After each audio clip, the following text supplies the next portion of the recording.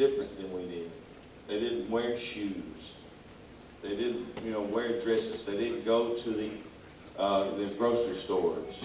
And so most colonial settlers looked at them as savage. But yet that's not what they were.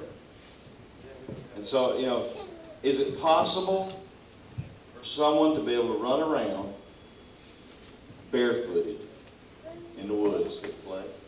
I found all kinds of impressions, that are deep, something heavy, left a mark in the ground, and it had a kind of a shape to it.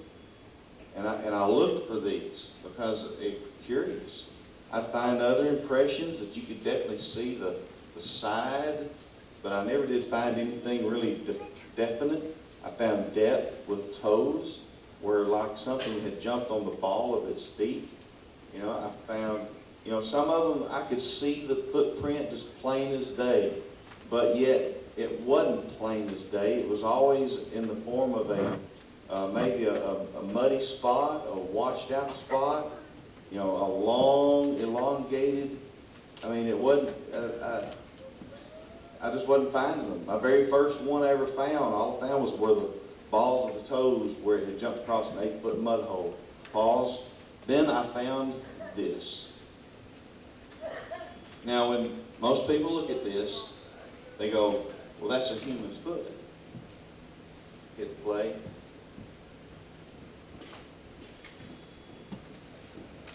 Pause. And I say, you know what? You're probably right. It could be a human's foot. Absolutely. It's shaped a lot like a human's foot. It has kind of a narrow heel. I can't really tell which way the arch goes. I don't know if it goes to the left or to the right. It looks kind of odd, but I'm wondering why is the rock in the middle of it like that? Because I know me and my tender feet, a rock in the insole, I'm going to be pulling my leg up really quick. So I'm looking at this footprint. I'm looking at it, and then I get thinking about, where it was at. 2.5 miles in Bankhead National Forest, and yet it was the only track on the entire sandbar. There was not another track anywhere to be found, just that one. I don't know what left it. I know what it looks like at play. I know that that's not something I'm used to finding, 2.5 miles. And then I went to other areas and I found what, looked like, keep going, foot impressions. I even found a few places where there were finger holes. This was like a bowling ball right next to the footprint. You could stick your fingers inside of it, all 5, just like that right there. And it even had the hole, and you could tell that was where a finger was. But I was finding these things, pause, out in places that I would not have expected a person to be. But I still struggle with what is, Sasquatch? What is Bigfoot? Is it, hominid, hominoid? I had all kind of terminology. And I had seen all kind of sticks and markers and things that made me say primate. And I seen all kind of other things that even led me into other directions. But then I started capturing things that I could not explain. So hit play, if you would. Now, I just threw in some pictures. These are not relevant. It's mainly the audio that I want you to hear.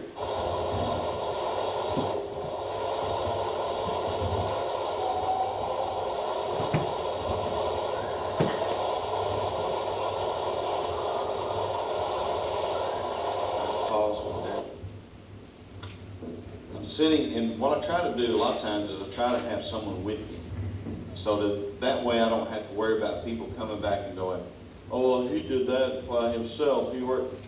Well, me and a guy from North Georgia are sitting in a camp, and he had looked at me when this happened, and he said, did you hear that? And I said, what? He said, I just heard like a, oh, and then a whistle. And I said, well, no, I didn't hear it, but I have 3 recorders out. I have one on the top of a ridge that's 250 feet above us, and I have another one down in the bottom that's, 100 yards behind us, and I have one on the roof of my truck. So if something hollers, you hear it, I hear it, or we ought to be able to put it up on the recorder. That audio capture was only captured on one recorder, and it was the one that was 250 feet up above us, where I couldn't hear it, but the younger guy evidently could. All right, hit the play.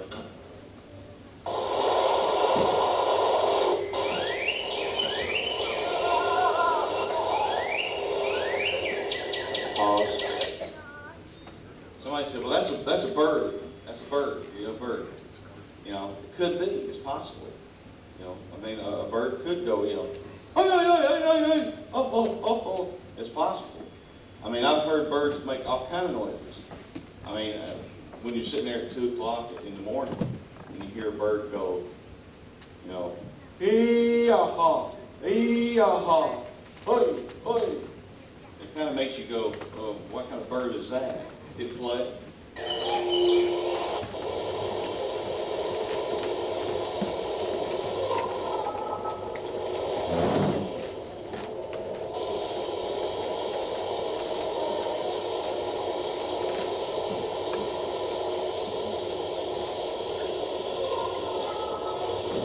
Female.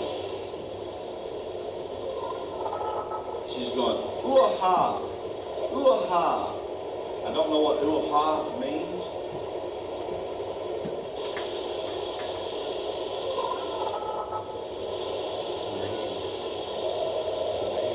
But the last time she calls it, last time that she called out, actually what had happened is this was a case in Pell City, Alabama, where this woman contacted us and she said, we got something strange going on, around our house. And I said, really? She said, yeah. I said, I don't know what it is, but there's something strange going on. My little girl keeps waking up with these nightmares and all this stuff, and we think there might be a Sasquatch behind the house.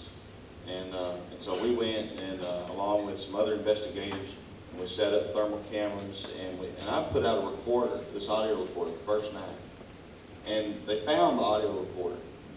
But the audio recorder also captured what sounds like a female, and it sounds like she's going, ooh-ha, and you hear the male off in the distance go, yes, or wang, or one, then you hear her go, ooh-ha, and you hear this happen 3 times, and on the 3rd time when she does it, you hear the dogs in the neighborhood bark.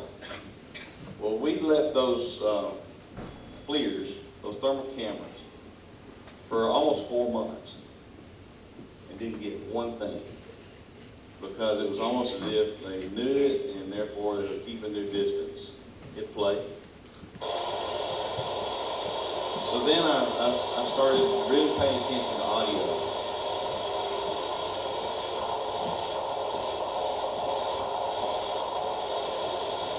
That was wood knocks.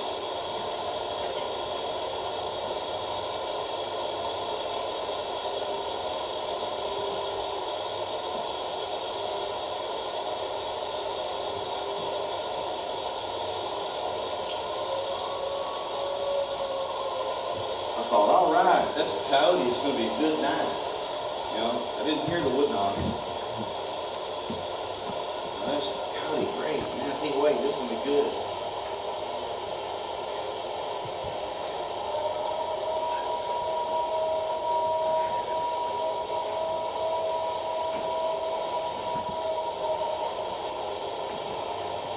Next thing I found, I had my bear mace in my hand, deposit. Rewind that back there for just a second. This last one. Pause. What had happened on that night parked my truck, I got a little Bronco too, and I walked to where the metal gate was going into management, and I placed the recorder on top of the pole of the gate, turned around, walked back to my truck.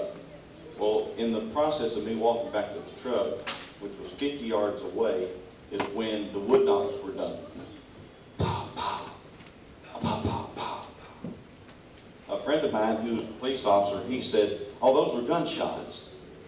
No, they weren't gunshots. If they'd been gunshots, I'd probably been gone because I didn't hear them.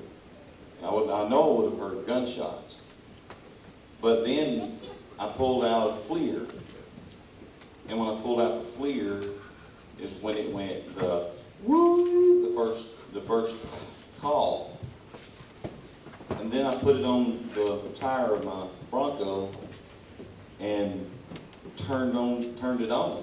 And when I turned it on, 50 feet to my right is when he goes, "Ah," and it seemed like it was forever. And then it sounded like a Clydesdale horse running through the woods as he took off. Since that's happened, it's almost like I can't get him to come back. But then, we'll put out recorders, and some of this evidence I have, like I work with other research groups. This is not all just solo about Paul. He works with other research groups. He also has others that contribute equipment-wise, like Facebook Find Bigfoot. There are others that are involved. And that's what I found is that when people put their heads together, they tend to get things done. And so I got another colleague named Roger Whitehead, who's Northwest Alabama Bigfoot, and he helps out in a lot of ways by collecting audio and collecting, he doesn't have thermal footage, but collecting, pictures and whatnot. But he collected a piece of audio that was very, very unusual. So I hit play.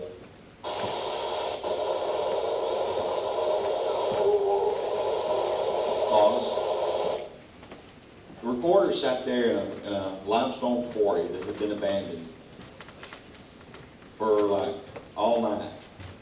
And out of all of that audio footage, the only thing captured was a voice going, "Whoa, chop." I don't know what "whoa, chop" means, but the more I hear, the more I start thinking, I hear a lot of similarities to Native American culture, Native American language. And then I'll never forget when Franklin County, Alabama was hit in 2011 by tornadoes that killed 23 people. And I went and I volunteered my services. And in volunteering those services, I actually helped out a Cherokee Indian that the way he made his living was he made longbows and he sold them.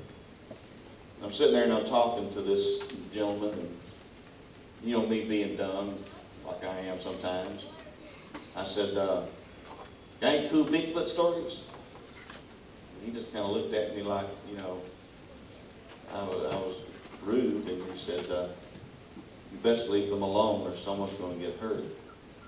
And I said, "Well, I didn't mean anything by it. I just thought you might have some cool stories about Sasquatch."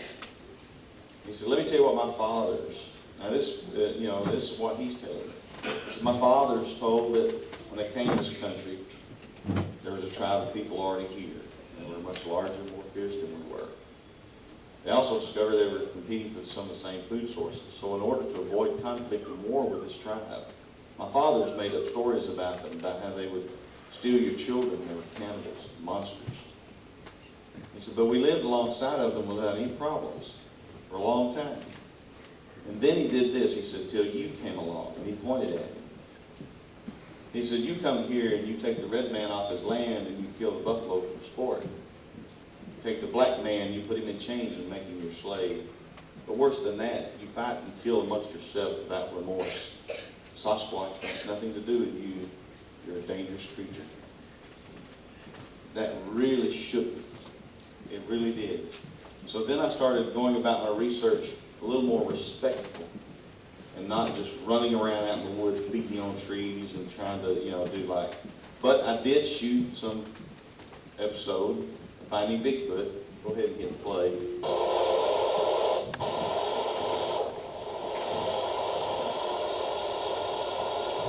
This is Century Rock, a place they like to come to. And this is where I shot the episode with Finding Bigfoot. It was in Sylacauga, Alabama, 30 miles south of Birmingham, that I got invited, to this location. Now, the FLIR that I was provided came from a group of men, individuals that came together and decided to pool their resources to try and to get better evidence and footage of Bigfoot. And they put together this equipment, and they take it and they just provide it to researchers at no charge. And you've probably seen some of their work, Facebook Find Bigfoot. There's some other individuals that are involved that they have helped tremendously in the field of research. But they provided me with a FLIR, and that's Pathfinder IR. I've got it back there on my table if you want to look at it. I think Darren has one and several others. But what it does is it picks up the heat signature. And what's crucial about this particular one, Pathfinder IR, is the fact that it sees through smoke. Well, this night I had been invited to come down to a 9,000 acre hunting club in Sylacauga, Alabama. And I get down there, and here's the campsite. And you see it's not much. There's a couple of fold-up chairs, a little barbecue grill. I mean, we're sitting basically at the edge of a green field next to the woods. We had a fire built. There's one guy that's sitting there playing a guitar. Another guy was just, he was just sitting there listening with a microphone on taped on top of his hat. We look strange sometimes doing research. And then there I was looking at him like, thinking, what have I done? Who is these nuts? They're sitting out here in the dark with their guitars and they're singing. And one would actually stand up and he'd go stand at the edge of the woods and he'd say a few words. And I looked at the other guy and go, what did he just say?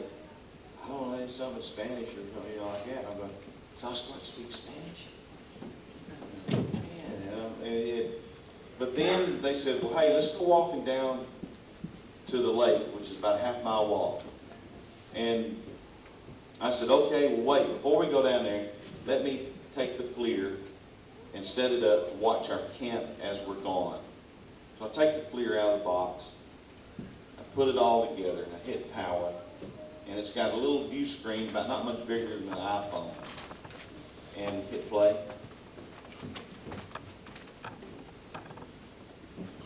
But I'm looking at the screen, and of course, this is what a FLIR looks like. The left side is without, the right side is with, and that's a deer. This particular Pathfinder R is made for this purpose, to see deer on the road when you're driving down the road so you don't wreck your car. These particular FLIRs, I believe, came off of BMW plate.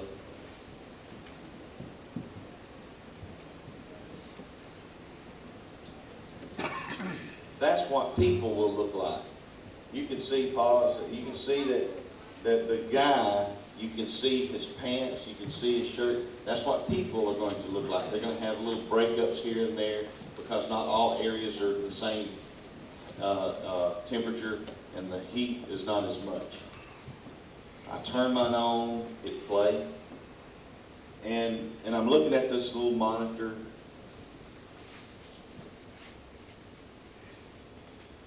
Pause. And this is the view of the area I'm looking at through the monitor. This is what I see. And you can see the chairs, you can see where we were. That's actually my truck that's to the far right. And if you look to the left, you'll see a tree that has another pine tree kind of beside it, and the pine tree looks black. Play. Because there's no temperature on it now, it's cold. Here's the original footage. Go ahead and hit play.